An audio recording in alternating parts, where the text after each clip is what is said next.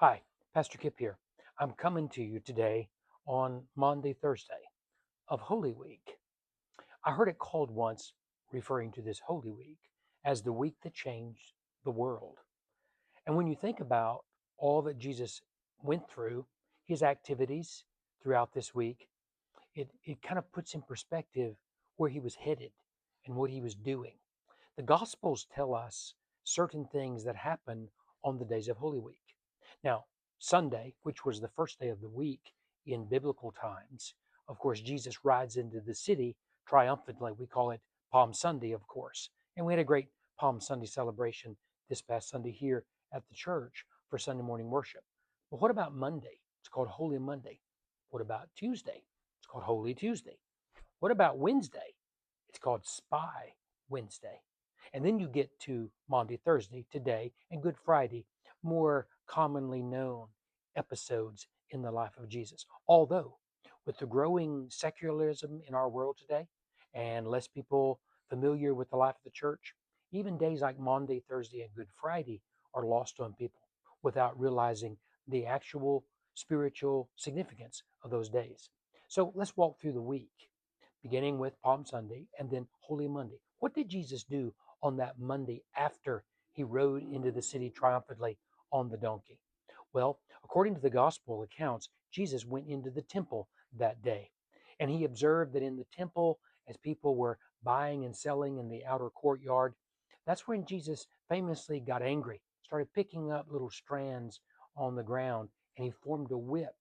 And with the whip, he overturned the tables of money and drove the money changers out of the courtyard of the temple and blatantly declared, "You have turned this house of prayer into a den of thieves." Now that created quite sensation and upheaval in the city of Jerusalem on that Holy Monday. So on Holy Tuesday, Jesus went out into the countryside and famously taught the crowds that gathered there. That's known as his Olivet discourse because on the outer skirts of the city, on the mountain of olives, covered with olive trees, Jesus taught the crowds that day. And then what about Spy Wednesday? Why is that called Spy Wednesday? Well, according to the gospel accounts, Jesus and most of the apostles went to the little town of Bethany where they had some friends. You may recall that Jesus had some close friends, Mary and Martha, and their brother Lazarus. And he often would stop at their home and rest and relax and refresh. And so based on most of what we know, that's what they did on Wednesday. But it's called Spy Wednesday for another reason. Early on, the apostle known as Judas Iscariot was there, and he was spying on them because it would be later that day, later that evening, when he would plan the betrayal of Jesus. He would enter into collusion with the high priest and he would make the deal to receive the 30 pieces of silver if he exposed Jesus and turned him over into his hands. Thus is called Spy Wednesday. And then we come to today, Maundy Thursday, when Jesus gathered with his apostles in an upper room and engaged in the Passover meal, which prefigured what we today call Holy Communion or the Eucharist, the Last Supper. We reenact it each and every time we share in communion, just as we will tonight. But it'll be much more meaningful when we realize that as we gather around the table tonight, we are commemorating that Last Supper. And we're also going to look at why it's called Maundy and what that means in the great historic tradition of Christianity. And then, of course, tomorrow night at 6 p.m., tonight at 6 p.m., right here in the sanctuary, tomorrow night at 6 p.m. for Good Friday. I remember many years ago at the church I was serving at the time was right next door. The parsonage or the manse was right next door to the church, only separated by a small cemetery. And I was walking over for the Good Friday service, and my daughter was holding my hand, walking with me. And we passed the sign of the church out front that announced the Good Friday service. And she looked up at me and she said, "Hey, Daddy, why do we call it good? Because everything we talk about tonight is bad. Why is it called good?"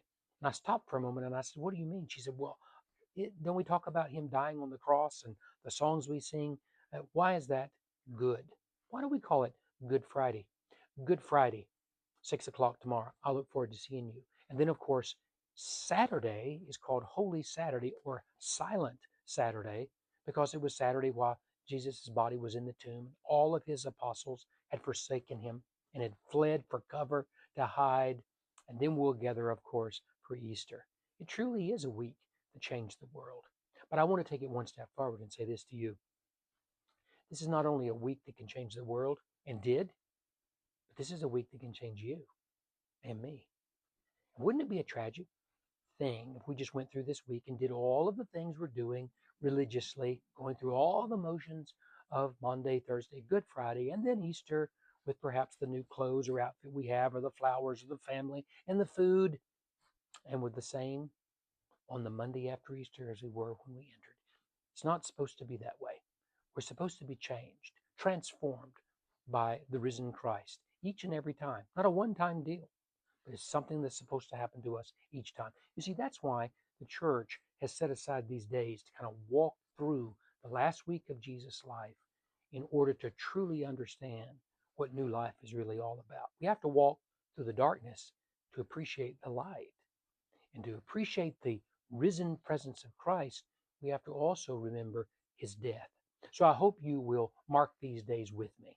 It's been a wonderful Lent, a time of reflection for me and a time of prayer. And I've carried the cross in my pocket as I challenged everyone to do with me on Ash Wednesday, to keep it on your person or to keep it somewhere in a visible place, however you've done it this Lenten season.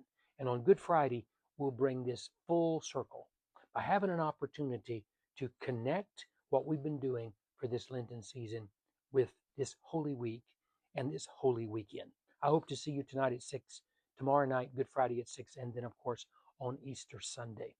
And I'm expecting some surprise guests with me this Easter Sunday, and I'll look forward to that. Look forward to meeting your new guests and friends and family that you'll be bringing with you to any of these services, or maybe to all of them, but especially on Easter.